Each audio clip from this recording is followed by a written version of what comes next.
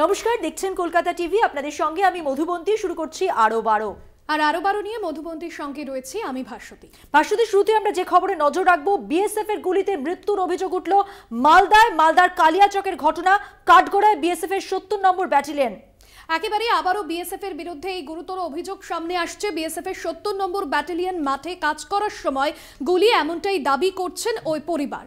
চোরা কারবারিদের দিকে ছোড়া গুলি লাগে যুবকের এবং নিরীহ কৃষককে গুলি করে হত্যা দাবি গ্রামবাসীদের। একেবারে নিহত যুবক নিষিদ্ধ কাশির সিরাপ পাচারে যুক্ত, এমনটাই দাবি করছে মধুবন্তী বিএসএফ এর তরফে। এমনই দাবি উঠছে এবং আমরা যে ছবি এর আগেও দেখেছি বিএসএফ এর গুলিতে একজন নিরীহ মানুষের মৃত্যু, আবারও সেই ছবি ধরা পড়লো। এবং এই ঘটনা নতুন নয়, এর আগেও আমরা এই ধরনের ঘটনা ঘটতে দেখেছি। পাশাপাশি বিএসএফ নিয়ন্ত্রিত এলাকায় আমরা জানি চোপড়ার ঘটনা ভাস্বতী, 4টি শিশুর মৃত্যু হয় এবং তারপরেও ঘটনাতে মানুষের আক্রোশ আমরা দেখেছি সেই ছবি। এবং বিএসএফ এর গুলিতে মৃত্যুর অভিযোগ এবার উঠল মালদার কালিয়াচকে কাঠগড়ায় বিএসএফ এর ৭০ নম্বর ব্যাটালিয়ন। মাঠে কাজ করার সময় গুলি লেগেছে, এমনটাই দাবি করছেন পরিবারের সদস্যরা। চোরা কারবারিদের সঙ্গে যুক্ত রয়েছে, এমনটাই পাল্টা দাবি বিএসএফ এর তরফে। বারবার বিএসএফ এর বিরুদ্ধে যা যা অভিযোগ উঠছে সেখানে আরো একটি যোগ হলো, কারণ আজ যে কথা জানা যাচ্ছে যে ৭০ নম্বর ব্যাটালিয়ন যার বিরুদ্ধে অভিযোগ, যেখানে মাঠে কাজ করার সময় গুলি লাগে, দাবি করেছেন যিনি মারা গেছেন তার পরিবারের সদস্যরা, চোরা কারবারিদের দিকে ছোড়া গুলি লাগে যুবকের। গৌতম অধিকারী আমাদের প্রতিনিধি টেলিফোন লাইনে রয়েছেন, আরো বিস্তারিতভাবে জানবো তার কাছ থেকে। ঠিক কি ঘটেছে বিস্তারিত জানাও। দেখো, আজ ভোরের দিকে যখন মাঠে কাজ করতে গিয়েছিলেন মাহমুদ মিয়া, ঠিক সেই সময় বিএসএফ এর ৭০ নম্বর ব্যাটালিয়নের জওয়ানরা তাকে লক্ষ্য করে গুলি চালায়। যেটা বিএসএফ এর তরফে দাবি করা হচ্ছে যে চোরা কারবারের সঙ্গে যুক্ত ছিল ওই যুবক এবং সে ফেন্সিডিল পাচার করতে যাচ্ছিল। ঠিক সেই সময় বিএসএফ জওয়ানরা তাকে লক্ষ্য করে যে সে রয়েছে, তখনই তাকে লক্ষ্য করে বিএসএফ জওয়ানরা গুলি চালায় এবং তার বুকে গুলি লাগে। বিএসএফরা চাইতে গেলে যেটা পরিবারের তরফে দাবি করা হচ্ছে যে সে কোনো রকম ভাবেই ফেন্সিডিল পাচারের সঙ্গে যুক্ত ছিল না, তাকে নির্বিচারে বিএসএফ গুলি করেছে। সে নিরপরাধ ছিল, সে মাঠে কাজ করতে গিয়েছিল, প্রায় প্রতিদিনই কাজ করতে যায়। পাশাপাশি গ্রামবাসীদের তরফে যেটা দাবি করা হচ্ছে যে ওই যুবক নয়, শুধুমাত্র ওই যুবক নয়, পাশাপাশি গ্রামেও বিএসএফরা আছে এবং গ্রামে প্রায়শই এসে নির্বিচারে অত্যাচার চালায় বিএসএফ জওয়ানরা। মধুবন্তী একেবারে, এবং সেই জায়গায় গৌতম পরিবারের তরফে কি দাবি করা হচ্ছে? কারণ এই ঘটনা কিন্তু এর আগেও আমরা দেখেছি এবং চোপড়ায় সম্প্রতি যে ঘটনা দেখলাম যেখানে বিএসএফ কে কাঠগড়ায় তোলা হচ্ছে। পরিবার তরফে যেটা জানানো হচ্ছে যে সে 20 বছর বয়স মাহমুদের এবং মাহমুদ প্রায়শই মাঠে কাজ করতে যেত। তাকে বিএসএফরা এর আগেও হেনস্থা করেছে এবং যেটা পরিবারের তরফে জানানো হচ্ছে যে ওই যুবক যখন আজ ভোরের দিকে মাঠে যায় সেই সময় বিএসএফরা তাকে চলে যেতে বলে। সে বলে যে আমি মাঠে কাজ করতে এসেছি, কেন যাব? এই নিয়েই বিএসএফরা জওয়ানরা তাকে দেখে তাকে লক্ষ্য করে গুলি চালায়। তখনই সে কিন্তু লুটিয়ে পড়ে। ইতিমধ্যেই তার পরিবারের লোকেরা খবর পায় এবং খবর পাওয়ার পরে কিন্তু তাকে উদ্ধার করে নিয়ে। এবার তাহলে গৌতম জানতে চাইবো বিএসএফ এর পক্ষ থেকে কি বলা হচ্ছে? বারবার কিন্তু আঙুল উঠছে বিএসএফ এর দিকে কাঠগড়ায় বিএসএফ, তার কারণ একের পর এক ঘটনা সামনে আসছে। চোপড়ার ঘটনার পর আবার এই ধরনের ঘটনা, কি বলছে বিএসএফ? বিএসএফ সূত্রে জানানো হচ্ছে যে চোরা কারবার বেড়ে গেছে এলাকায় এবং এই চোরা কারবারিদেরকে বারবার নিরস্ত হতে বলা হয়েছিল, কিন্তু তারা হয়নি এবং তার কারণে কিন্তু বিএসএফ এর যে একদল জওয়ান ছিল সেই জওয়ানরা দেখে যে সেখানে তারা চোরা কারবার করতে আসছে, তখন তাদেরকে ওখান থেকে চলে যেতে বলে, কিন্তু তারা যায়নি। তখনই কিন্তু তারা গুলি চালায় এবং গুলি শূন্যে চালাতে গেলেও তারা না সরায়, তাদের উপর গুলি চালাতে শুরু করে বিএসএফ এবং তাদের কাছ থেকে ইতিমধ্যে কিন্তু 200 বোতল ফেন্সিডিল উদ্ধার হয়েছে এবং তার পাশাপাশি 3টে হাসুয়া উদ্ধার হয়েছে বলেও কিন্তু বিএসএফ। অর্থাৎ গৌতম, তাহলে বিএসএফ এর পক্ষ থেকে যেটা বলা হচ্ছে যে চোরা কারবারিদের উদ্দেশ্যে যে গুলি শূন্যে চালানো হয়েছিল সেই গুলি লেগেই এই যুবকের মৃত্যু হয়েছে যিনি চাষে কাজ করছিলেন মাঠে। না, একেবারেই নয়। যেটা জানানো হচ্ছে বিএসএফ এর তরফে প্রথমে শূন্যে গুলি চালানো হয়েছিল এবং তার পরবর্তীকালে তারা না সরে যাওয়াতেই কিন্তু তাদেরকে লক্ষ্য করে বিএসএফ গুলি চালায় বলে কিন্তু বিএসএফ কর্তৃপক্ষ অর্থাৎ বিএসএফ এর যে কমান্ড্যান্ট আছে তিনি দাবি করছেন এই বিষয়টা। একদমই ধন্যবাদ জানাবো গৌতম অধিকারী, আমাদের প্রতিনিধি ছিলেন ফোন লাইনে। বিএসএফ এর গুলিতে মৃত্যুর অভিযোগ উঠছে। মালদহের কালিয়াচকের ঘটনা, চোপড়ার ঘটনা এর আগে আমরা দেখেছি, তবে বারবার সীমান্তবর্তী এলাকাগুলোতে বিএসএফ এর গুলিতে মৃত্যুর অভিযোগ। এর আগেও বিএসএফ কে কাঠগড়ায় তোলা হয়েছে, বিএসএফ এর দিকে বারবার আঙুল উঠছে। তবে বিএসএফ এর যে পাল্টা দাবি যে সীমান্তে কোনো রকম পাচার করা হচ্ছিল এবং সেই পাচারকারীদের সঙ্গে যুক্ত ছিলেন তিনি, আর তার জন্যই কিন্তু তাকে প্রথমে বোঝানো হলেও পরে গুলি চালানো হয়। অর্থাৎ নিষিদ্ধ কাশির সিরাপ পাচারে যুক্ত ওই যুবক, এমনটাই বিএসএফ এর পক্ষ থেকে দাবি করা হচ্ছে। বিএসএফ এর গুলিতে তাই মৃত্যু, এমনটাই যেটা অভিযোগ উঠেছে বিএসএফ এর পক্ষ থেকে, যা বলা হয়েছে আপনাদের সামনে তুলে ধরলাম। এই ঘটনা কোথায় ঘটেছে? মালদার কালিয়াচক, সেখানে একেবারে কাঠগড়ায় বিএসএফ সকাল সকালই ৭০ নম্বর ব্যাটালিয়ন, যার বিরুদ্ধে অভিযোগ এবং যেটা ঘটেছে যে মাঠে কাজ করার সময় গুলি, পরিবারের দাবি চোরা কারবারিদের দিকে ছোড়া গুলি লাগে যুবকের, নিরীহ কৃষককে গুলি করে হত্যা, এমনটাই দাবি করছেন গ্রামবাসীরা। নিহত যুবক নিষিদ্ধ কাশির সিরাপ পাচারে যুক্ত, পাল্টা দাবি উঠছে বিএসএফ এর তরফে। শুরুতে শূন্যে গুলি চালায় বিএসএফ এবং তারপর এই ঘটনা।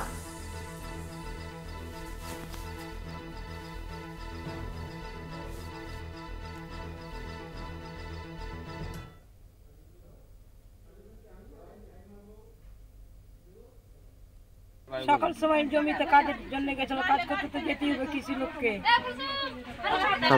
তারপর ওখান দিয়ে কোন পাচারকারী গেছে, আমার ছেলে জমিতে গেছে, দিয়েছে নানা অত্যাচারে গুলি মেরেছে।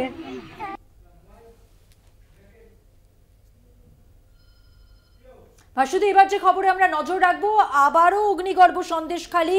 ৫ই জানুয়ারির পর থেকে সন্দেশখালীর উত্তাপ কিন্তু একদমই কমছে না, প্রত্যেক দিন ঘটনাবহুল সন্দেশখালী। একেবারেই তাই। এবং আজও যে পরিস্থিতি আমরা দেখলাম সন্দেশখালীর বের মজুরের কাছারি পাড়ায়, সেখানে বিক্ষোভ, ভাঙচুর, শাহজাহানের ভাই সিরাজের মাছের ভেড়ির আলাঘরে আগুন লাগিয়ে দেওয়ার অভিযোগ। গতকালও কিন্তু এই ছবি আমরা দেখেছিলাম মধুবন্তী, এবং যেখানে রাজ্য পুলিশের ডিজি তিনি নির্দেশ দিয়ে গিয়েছিলেন অভিযুক্তদের কড়া পদক্ষেপ নেওয়া হবে এবং আইনকেও নিজের হাতে যাতে না তুলে নেন। গতকাল সেই বার্তা দিয়ে গিয়েছিলেন কলকাতা ফেরার আগে। তারপরেও কিন্তু এই অশান্তির আঁচ কোনোভাবেই সন্দেশখালী থেকে যাচ্ছে না। তুমি যেমনটা বলছিলে, ডিজি রাজীব কুমার তিনি কলকাতা ফেরার আগে যেমনটা বার্তা দিয়েছিলেন, গ্রামবাসীদের সঙ্গে কথা বলার পর তাদের আশ্বস্ত করে গেছিলেন, কিন্তু তারপরে কিছু ঘন্টা কাটতে না কাটতেই নতুন করে আবার উত্তেজনা তৈরি হয়, শুরু হয় এই সন্দেশখালীতে। এবং আমরা দেখেছি শেখ শাহজাহান তার ভাইয়ের যে ভেড়ি এবং যেখানে আলাঘর রয়েছে, সেই আলাঘর পুড়ে খাক গতকালের পর আজকেও।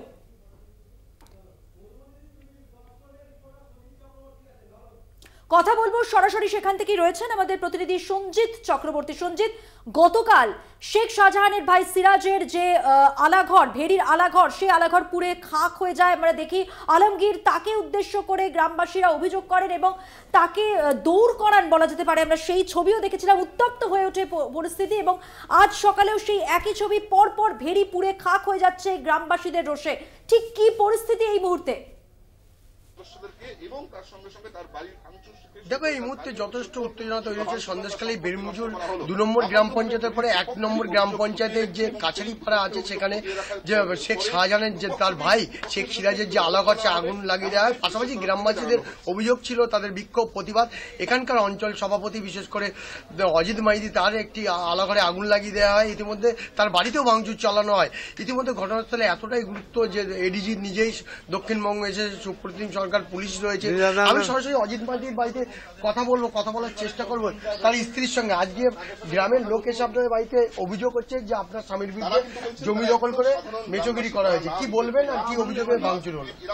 কোনো সব মিথ্যে কথা, কোনো মেচগিরি আমার সঙ্গে কোনো দখল করেনি, সব মিথ্যে কথা এগুলো। আচ্ছা, কারা ভাঙচুর করলো? বিজেপির ছেলেরা। কি করলো এসে? ওই তো যখন সাংবাদিকের সঙ্গে আমার সঙ্গে কথা বলছে, ডাকলো, কথা বলছে, তখন এসে ওরা এসেই আগে আমার ওই বেড়া টেড়া ভাঙচুর করে এইখান থেকে সব এসে আমার স্বামীকে মারধর করা শুরু করে দিল। হ্যাঁ, আমাকে মারধর করছে, আমার মেয়েকে ধরে মারছে, আমার ছেলেকে ধরে মেরেছে, হচ্ছে আমার কাপড় চুপড় ধরে টানাটানি করছে। কারা এরা? কারা? গ্রামবাসী এটা বলছে, গ্রামবাসী। কি বলবেন? হ্যাঁ, ওই তো ওরাই তো হচ্ছে বিজেপির ছেলেরা সব ওরা এসে এরকম করছে। সকাল থেকেই উত্তপ্ত হয়েছে। আমি আরেকবার একটা কথা বলার চেষ্টা করবো যে এবারে উচ্চ মাধ্যমিক পরীক্ষার্থী যথেষ্ট আতঙ্কে রয়েছে, তার মেয়ে, তার সঙ্গে কথা বলার চেষ্টা করবো, কতটা আতঙ্কিত হয়ে রয়েছে, যেভাবে কি হলো আজকে তোমাদের বাড়িতে? খুব আতঙ্ক রয়েছে, ভয়ে আছি। কেন? কারণ হচ্ছে বিজেপির সব ছেলেরা এসে হয়তো তো এসে আমাদের বাড়ি টাড়ি সব ভাঙচুর শুরু করে দিয়েছে, বাইকটাই সব ভাঙচুর করেছে, বাবাকে মারধর করেছে, মায়ের গায়ে হাত তুলেছে, আমাকে বাজে বাজে ভাষায় কথা বলেছে, গালাগালি দিয়েছে, আমার গায়ে হাত তুলেছিল। তো পরীক্ষা তো তোমার? হ্যাঁ, এইচএস পরীক্ষা হচ্ছে। কতটা আতঙ্কের মধ্যে রয়েছে? খুব ভয় আছে। হ্যাঁ, তুমি শুনলে। আমি আরেকবার সরাসরি এই বাড়ির ছবিটা দেখানোর চেষ্টা করব। এই যে অজিত মাঝির বাড়ির যে ছবিটা তুমি দেখতে পাচ্ছ, বিশেষ করে তার বাড়ি যে গাড়ি ভাঙচুর করা হয়েছে, তুমি দেখতে পাচ্ছ যে গাড়ি যে কাজ একাধিক যে ভাঙচুর করা হয়েছে এবং বাড়ির জায়গায় একাধিক জায়গায় লুটপাট করা হয়েছে। ঘটনাস্থলে বিশাল পুলিশ বাহিনী রয়েছে। গোটা পরিস্থিতি কিন্তু অজিত মাইতির পরিবার সহ কয়েকটা পরিবার কিন্তু রীতিমতো আতঙ্কে রয়েছে। আমি সরাসরি আরেকটা ছবি দেখানোর চেষ্টা করব। দেখতে পাচ্ছ যে গ্রামের মানুষকে চোখে মুখে একটা আতঙ্কের ছবি। তুমি তো পরিবারের সদস্যদের সঙ্গে কথা বললে, যে অভিযোগ গ্রামবাসীরা করছেন সেই অভিযোগ নিয়ে একবার তাদের কাছে যাও তো, কি বলছেন তারা? আমি আরেকবার কথা বলবো যে গ্রামবাসীরা অভিযোগ করছে অজিত মাইতি জমি দখল করে তাদের মেচগিরিতে বঞ্চিত করেছে। এই কতটা অভিযোগ? মিথ্যে কথা সব, আমি মিথ্যে কথাই বলছি, কোনো কিছু ইয়ে করেনি, দখল করেনি। আমি আরেকবার কথা বলার চেষ্টা করবো আরেকজনের সঙ্গে, যে অভিযোগটা বারবার আসছে যে এই জমি দখল করে মেচগিরি করা হয়েছে এবং তাদেরকে উচ্ছেদ করা হয়েছে। এই অভিযোগটা কতটা সত্য আপনি কি মনে করেন? এটা কারণ যদি মেচো ঘেরি করে থাকে, নিজস্ব ঘেরি করে থাকে, 20 টাকা দিয়ে করে, যদি কিছু মনে হচ্ছে তার জন্য আইন ব্যবস্থা নেবে, নিজের হাতে ব্যবস্থা নিয়ে নিচ্ছে। ঠিক করেছে, ওই ভাঙচুর করেছে, বাইক ভাঙচুর করেছে এবং ছেলে মেয়ের গায়ে হাত তুলেছে। কাকু আপনার ছেলে মেয়ে গায়ে হাত তুলেছে। আপনারা কি চাইছেন? কারা করলো? এরা বলছে গ্রামবাসী স্বতঃস্ফূর্ত আন্দোলন। বিজেপির ছেলেপুলেরা এইসব করেছে, গ্রামের লোকজনকে নিয়ে এসে এই কাজ করেছে। তারাই কি আগুন লাগিয়েছে আলা করে? হ্যাঁ, আলা করে কারা আগুন লাগিয়েছে? এখন কারা লাগিয়েছে কি করে বলবো? আমি তোমাকে আরেকবার ছবিটা দেখানোর চেষ্টা করবো। দেখো, এই যে অজিত মাইতির ঘর, সেই গাড়িতে যখন বাইক ভাঙচুর রয়েছে এবং বেড়া, তার যে বাড়ির যে ঢোকার মুখ। সঞ্জিত, একটু অজিত মাইতি সম্পর্কে জানতে চাইবো। শেখ শাহজাহান এবং তার যে দুজন সাগরে, যাদের নিয়ে একেবারে অগ্নিগর্ভ পরিস্থিতি, যাদের বিরুদ্ধে এত অভিযোগ রয়েছে, গ্রামবাসীরা ফুঁসছেন বলতে পারে, তাদের সঙ্গে অজিত মাইতির সেই কানেকশনের জায়গাটা যদি একটু বলো।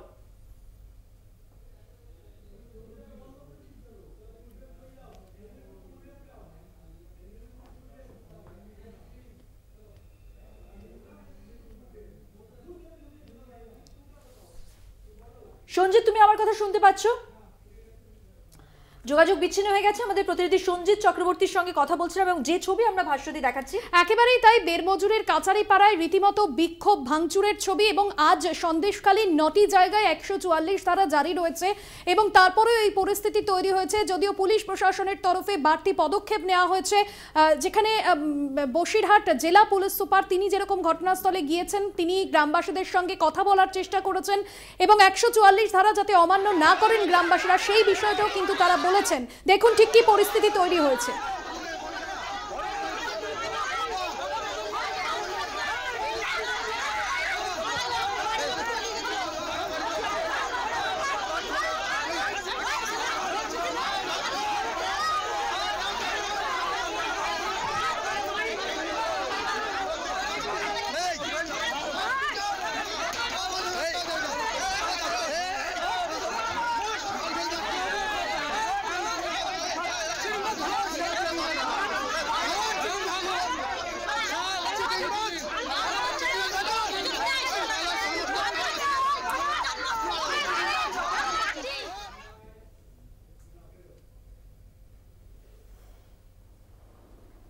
যথেষ্ট উত্তপ্ত পরিস্থিতি এই মুহূর্তে সন্দেশখালীতে এবং যেমনটা বলছিলাম যে মেছো ভেরি দখলের অভিযোগ সন্দেশখালীতে। ঘটনাস্থলে দক্ষিণবঙ্গ এডিজি সুপ্রতিম সরকার একদমই, এবং 144 ধারা অমান্য না করার নির্দেশ দেন তিনি। গ্রামবাসীদের সঙ্গে তিনি কথা বলেন, ঘরে ঢুকে যেতে বলেন গ্রামবাসীদের। জমি ফেরতের প্রক্রিয়া কিন্তু ইতিমধ্যেই শুরু হয়ে গিয়েছে মধুবন্তী, এবং সেই বিষয়েও তিনি আশ্বস্ত করেন। জমিহারাকে জমি ফেরত দেওয়া হয়েছে বলেও জানান তিনি। শান্তিপূর্ণভাবে থাকার আবেদন করেন দক্ষিণবঙ্গ এডিজি সুপ্রতিম সরকার। কে কোথায় আগুন লাগিয়েছে, কে কি করেছে, এইটা সমাধান নয়। শুনুন, এখানে একটা দেশলাই গাড়ি ছুটে দিলাম, ওখানে একটা করলাম, তারপর সবাই মিলে ঘরদোর করে বেরিয়ে পড়লাম, এটা ঠিক হচ্ছে না। এতে কি হবে, আপনাদের এই জমির প্রক্রিয়া পাওয়ার প্রক্রিয়া এটা আরো দেরি হবে।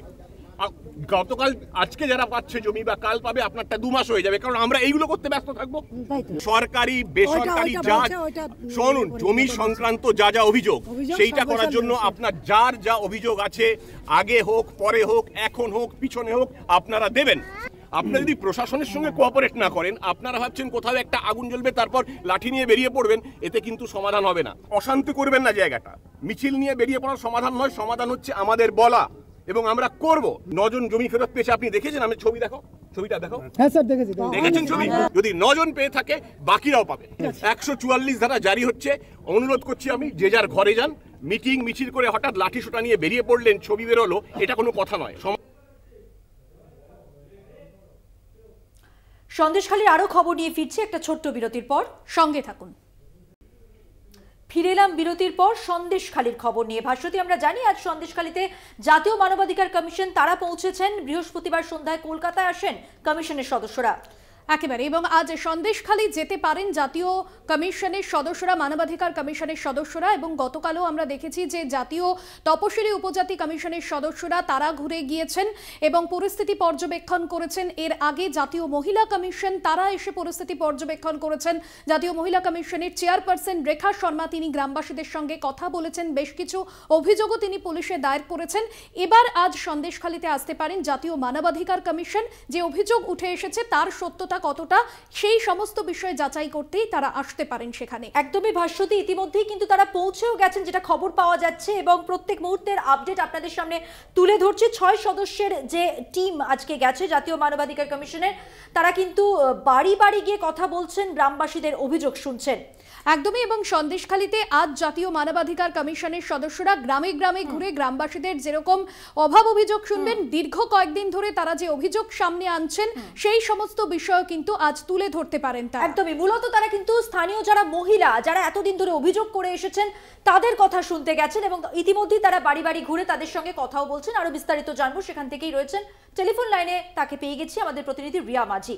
রিয়া, আজকে জাতীয় মানবাধিকার কমিশনের যে 6 সদস্যের টিম সন্দেশখালীতে ইতিমধ্যে পৌঁছে গেছেন, শুনছি নাকি তারা মূলত স্থানীয় মহিলাদের সঙ্গে কথা বলছেন। ঠিক কি কথা হচ্ছে, তুমি কিছু জানতে পারলে?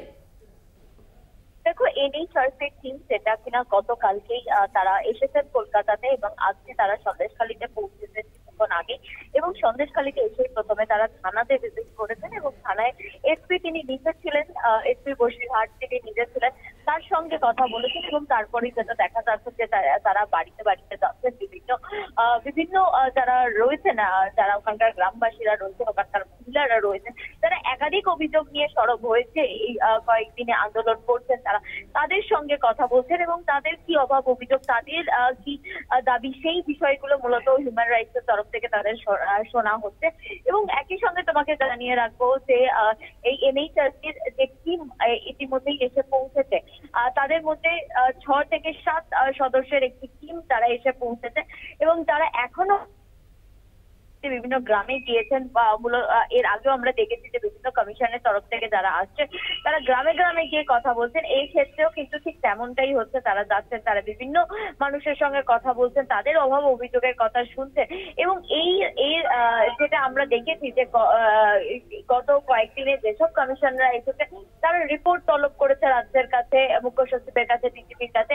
এক্ষেত্রেও কিন্তু সেরকমই হচ্ছে, এমনটাই কিন্তু সূত্র মারফত জানা যাচ্ছে। একদমই, ধন্যবাদ জানাবো। রিয়া মাঝি আমাদের প্রতিনিধি ছিলেন ফোন লাইনে।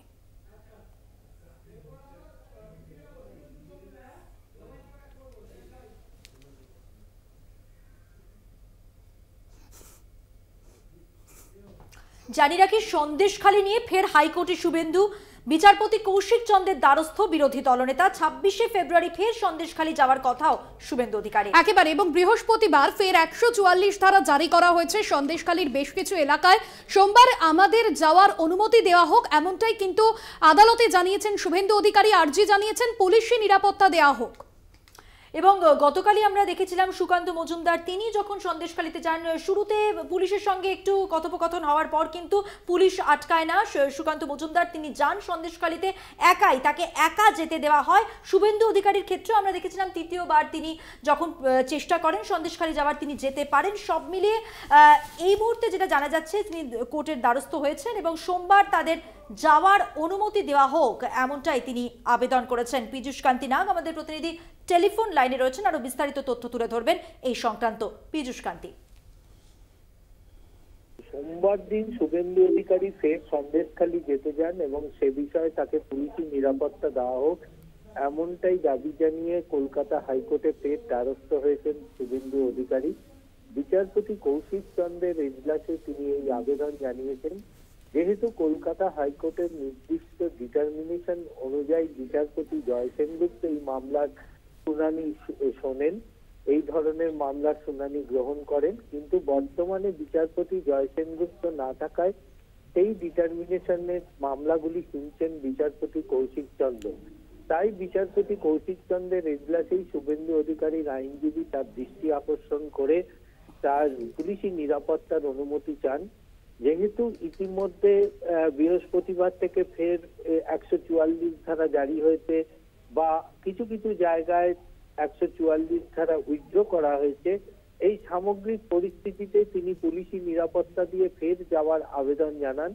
বিচারপতি কৌশিক চন্দ্র জানিয়ে দেন যে মঙ্গলবার এই মামলার শুনানি গ্রহণ করা হবে, ফলে সোমবার নয় মঙ্গলবার আদালতের নির্দেশের উপরেই নির্ভর করবে শুভেন্দু অধিকারী সন্দেশখালী যেতে পারবেন কি পারবেন না, বা তাকে পুলিশি নিরাপত্তার অনুমতি কলকাতা হাইকোর্ট দেবে কি।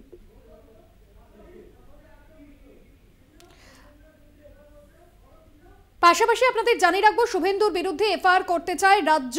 সন্দেশখালীর ঘটনায় এফআইআর করতে চায় অনুমতি চেয়ে বিচারপতি কৌশিক চন্দ্রের দ্বারস্থ রাজ্য। প্রয়োজনীয় নির্দেশ নিতে পরামর্শ রাজ্যকে বিচারপতির। এ ব্যাপারে আরো তথ্য তুলে ধরবেন আমাদের সঙ্গে টেলিফোন লাইনে রয়েছেন আমাদের প্রতিনিধি পীযূষ কান্তি নাগ। পীযূষ কান্তি। দেখো, পূর্ব মেদিনীপুরে এর আগে শ্মশানের বিভিন্ন আলোকসজ্জা এবং শ্মশানের বিভিন্ন কাজকর্ম নিয়ে শুভেন্দু অধিকারীর বিরুদ্ধে বহু এফআইআর দায়ের হয়েছে পূর্ব মেদিনীপুর সহ বিভিন্ন জায়গায়, এবং এই এফআইআর গুলিকে চ্যালেঞ্জ করে কলকাতা হাইকোর্টের দ্বারস্থ হয়েছিলেন শুভেন্দু অধিকারী। তৎকালীন বিচারপতি রাজাশেখর মান্থার নির্দেশ জারি করেছিলেন যে শুভেন্দু অধিকারীর বিরুদ্ধে যদি কোনো নতুন এফআইআর দায়ের করতে হয় সেক্ষেত্রে আদালতের পরামর্শ নেওয়ার প্রয়োজন থাকবে। পরবর্তীকালে এই মামলার বিচারপতি জয় সেনগুপ্তর কাছে নির্ধারিত করেন প্রধান বিচারপতি। সেই প্রেক্ষিতেই এই মামলা বিচারাধীন অবস্থায় রয়েছে বিচারপতি জয় সেনগুপ্তর এজলাসে। বিচারপতি জয় সেনগুপ্তর অনুপস্থিতিতে এই বিষয়ে যখন ফের রাজ্য সরকারের পক্ষ থেকে আজ বিচারপতি কৌশিক চন্দ্রের একক বেঞ্চের দৃষ্টি আকর্ষণ করে বলা হয় যে রাজ্য সরকার চায় শুভেন্দু অধিকারীর বিরুদ্ধে নতুন করে একটি এফআইআর দায়ের করতে, বিচারপতি কৌশিক চন্দ্র জানিয়ে দেন যেহেতু এই ধরনের মামলা বিচারপতি জয় সেনগুপ্তের এজলাসে বিচারাধীন রয়েছে, সুতরাং রাজ্য সরকারকে সেই এজলাসেই অর্থাৎ সেই বিচারপতির বেঞ্চেই আবেদন জানাতে হবে। তিনি এ বিষয়ে কোনো মামলার শুনানি গ্রহণ করবেন না। ধন্যবাদ। কথা বললাম আমাদের প্রতিনিধি পীযূষ কান্তি নাগের সঙ্গে।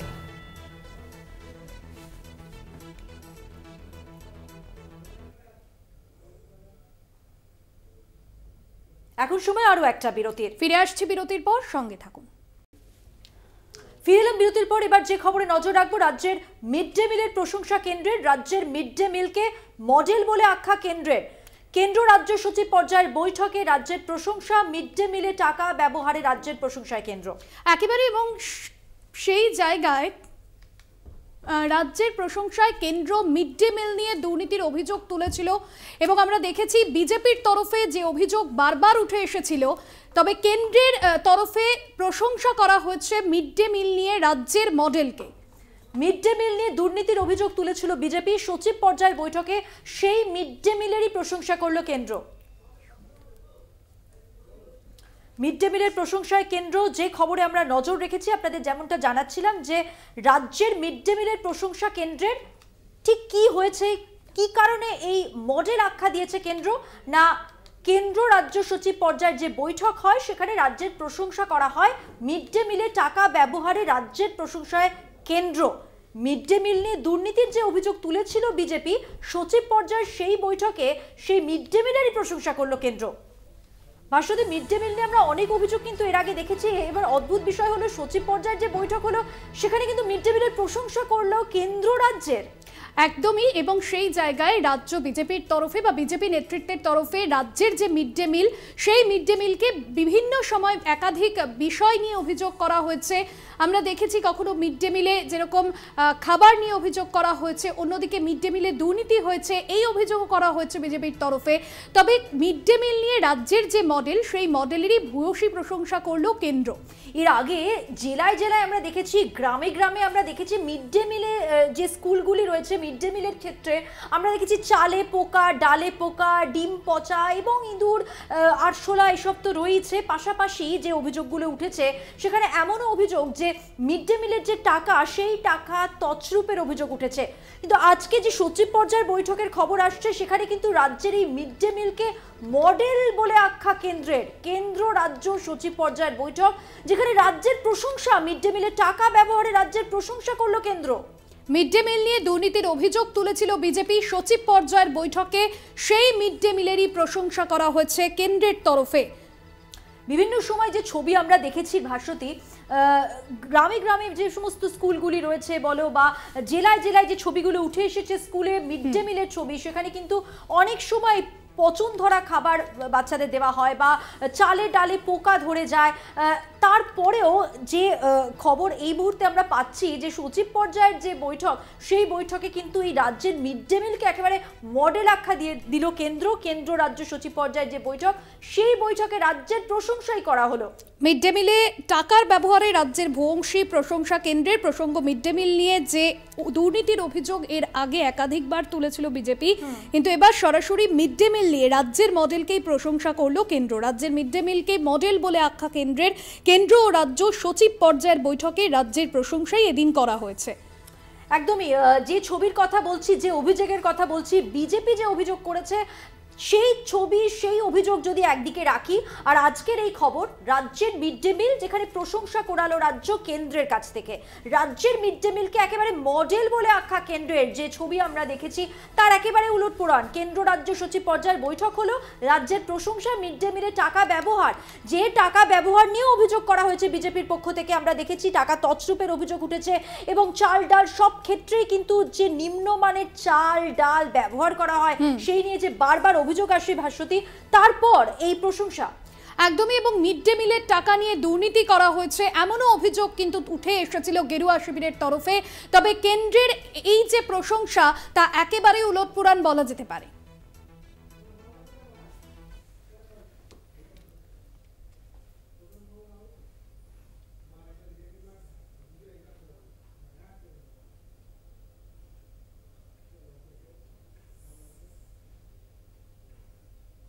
এবার যে খবরে নজর রাখবো, আবারও কাঠগড়ায় বিএসএফ এর গুলিতে মৃত্যুর অভিযোগ। মালদহের কালিয়াচকের ঘটনা। বিএসএফ এর ৭০ নম্বর ব্যাটালিয়নে মাঠে কাজ করার সময় গুলি চলে, এমনটাই দাবি করছেন তার পরিবার। এবং যেটা অভিযোগ যে চোরা কারবারিদের দিকে ছোড়া গুলি লাগে যুবকের এবং নিরীহ কৃষককে গুলি করে হত্যা করা হয়েছে, এমনটাই অভিযোগ করেছে গ্রামবাসীরা।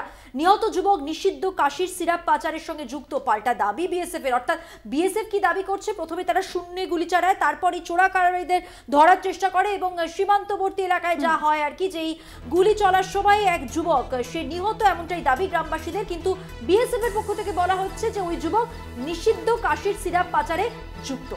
একদমই, এবং এর আগে আমরা দেখেছি একাধিকবার বিভিন্ন সময় বিভিন্ন অভিযোগে সীমান্তবর্তী ঘটনায় বিএসএফকে কাঠগড়ায় তোলা হয়েছে, বিএসএফ এর দিকে আঙুল তোলা হয়েছে।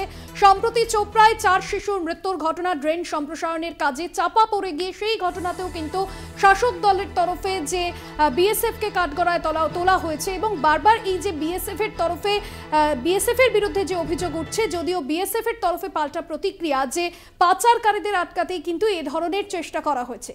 প্রতিনিধি গৌতম অধিকারী টেলিফোন লাইনে রয়েছেন, কথা বলবো এই সংক্রান্ত আরো তথ্য জেনে নেব। গৌতম, এর আগেও তোমার সঙ্গে যখন কথা হচ্ছিল চোপড়ার কথা আমরা বলছিলাম, এরকম ঘটনা কিন্তু নতুন নয়। এর আগেও আমরা দেখেছি বিএসএফ নিয়ন্ত্রিত এলাকায় এই ধরনের ঘটনা ঘটেছে, নিরীহ মানুষ মারা গেছে, এমন অভিযোগ যখন আসছে তখন বিএসএফও তাদের সাফাইয়ে কিছু না কিছু বলেছে। সব মিলিয়ে আজকের পরিস্থিতি ঠিক কিরকম? দেখো, সব মিলিয়ে পরিস্থিতি বর্তমানে উত্তপ্ত রয়েছে। এলাকাবাসীর তরফে যেটা জানানো হচ্ছে, বিএসএফরা প্রায়শই এলাকায় আসে এবং নির্বিচারে নিরীহ গ্রামবাসীদের উপরে অত্যাচার চালায়।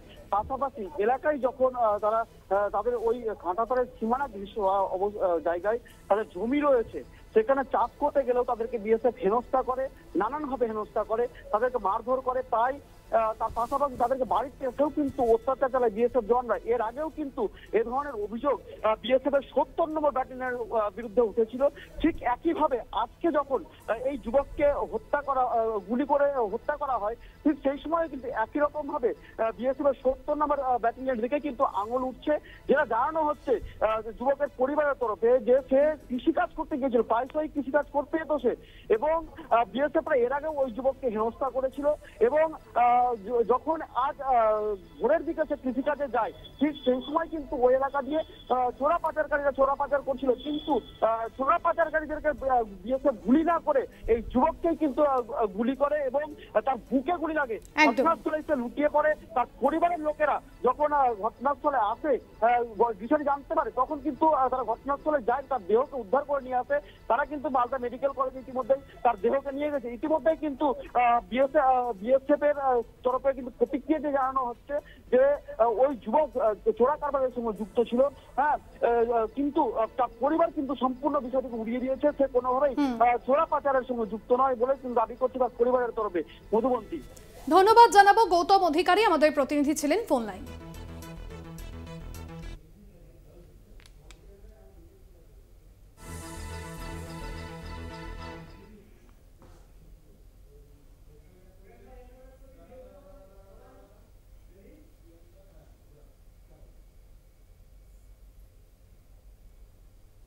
এখন সময় একটা বিরতি নেবার। ফিরে আসছি বিরতির পর, সঙ্গে থাকুন। ফিরে এলাম বিরতির পর, আর এবার যে খবরে নজর রাখবো, সকাল থেকে ফের অ্যাকশন মোডে ইডি। শাহজাহানের বিরুদ্ধে এবার আর্থিক তছরূপের তদন্তে ইডি শাহজাহান ঘনিষ্ঠ ব্যবসায়ীর বাড়িতে হানা দেয়। 6 জায়গায় হানা দিয়েছে সকাল থেকে। বিজয়গড়, বিরাটি, হাওড়া সহ 6টি জায়গায় ইতিমধ্যেই কিন্তু তল্লাশি অভিযান চলছে। একদমই, বিজয়গড় সেখানে ব্যবসায়ী অরূপ সেনের বাড়িতে ইডি, হাওড়ার শিবপুর সেখানে ব্যবসায়ী পার্থপ্রতিম সেনগুপ্তের বাড়িতে ইডি। পেট্রোল পাম্প, মাছের ব্যবসা রয়েছে এই পার্থপ্রতিমের, এবং সে শাহজাহান ঘনিষ্ঠ সকাল থেকেই তল্লাশি অভিযানে নেমে গেছে ইডি। যেমনটা বলছিল আমার প্রতিনিধি, আমার সহকর্মী ভাস্বতী, 7টা নাগাদ ইডির আধিকারিকরা হাওড়ার হালদারপাড়া, কলকাতার বিজয়গড় বিভিন্ন ঠিকানায় তল্লাশি শুরু করেন। সর্বশেষ পরিস্থিতি জানবো। আমাদের সঙ্গে টেলিফোনে রয়েছেন আমাদের প্রতিনিধি রিয়া মাঝি। রিয়া, ঠিক কি খবর রয়েছে, কি আপডেট এই মুহূর্তে? দেখো, আজকে ফের আরো একবার এই রেশন বন্টন দুর্নীতি নিয়ে সরব হয়েছে ইডি, এবং তারা বিভিন্ন জায়গায় বিভিন্ন ভাগে ভাগ হয়ে গিয়ে 6 থেকে 7 জায়গায় তারা আজকে এই তল্লাশি অভিযান চালাচ্ছে। হাওড়া, কলকাতা সহ বিভিন্ন জায়গায় এই তল্লাশি অভিযান তারা জারি রেখেছে।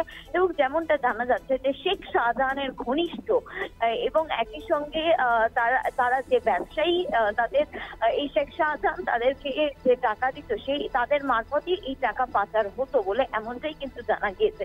এবং সেই কারণের জন্যই ইডির তরফ থেকে এই যে বিজনেসম্যানরা রয়েছে তাদেরকে চিহ্নিত করে তাদের বাড়িতে বা তাদের অফিস, এই সমস্ত জায়গায় গিয়ে তারা তল্লাশি অভিযান জারি রেখেছে।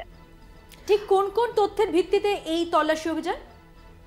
দেখো, তোমাকে জানিয়ে রাখবো যে এই তোমাকে যেমনটা বলছিলাম যে ব্যবসায়ীরা যাদের কাছে শেখ শাহজাহানের টাকা খাটতো বা তারা সেখান থেকে টাকা পাচার করতো, সেই জায়গা থেকেই দাঁড়িয়ে কিন্তু তাদের যে তালিকা তৈরি করা হয়েছে, সেই জায়গায় এই শেখ শাহজাহানের ঘনিষ্ঠ যেসব ব্যবসায়ী তাদের বাড়িতেই কিন্তু পৌঁছে গেছে ইডি।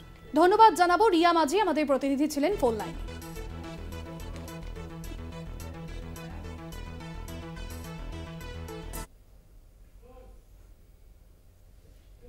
আরো আজকের মতো এ পর্যন্ত। অন্যান্য আরো খবরের জন্য দেখতে থাকুন কলকাতা টিভি রাত দিন 7 দিন।